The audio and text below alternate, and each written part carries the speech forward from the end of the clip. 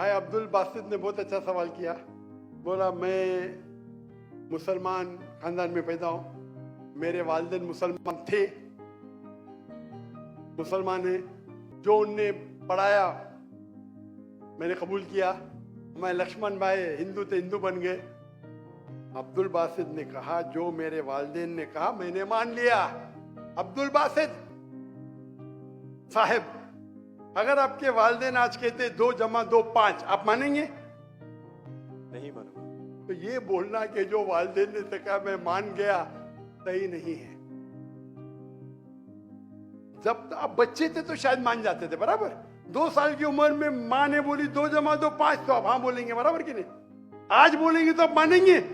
Very good. तो इस्लाम का ये कहना है, अल्लाह के रसूल फरमाते हैं कि जब तक बच्चा बालिग नहीं होता है उनके ऊपर कलम नहीं लिखे जाएंगे, मतलब वो मासूम है। अगर लक्ष्मण जो है अभी तो बालिग है, 25 साल 30 साल 35 साल पता नहीं, यहां से दूर से दिख रहा नहीं था, लेकिन बालिग तो है ना।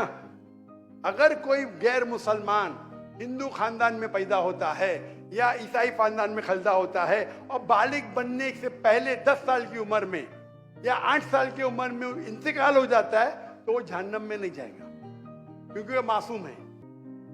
आप समझ रहे? लेकिन एक इंसान जब बालिग हो जाता है तो उसके वो जिम्मेदार है, वालिदैन को दोषी नहीं ठहरा सकता है। आज की तारीख में मैंने आपसे पूछा, आपके वालिदैन बोलेंगे 2 जमा 2 5, आप मानेंगे?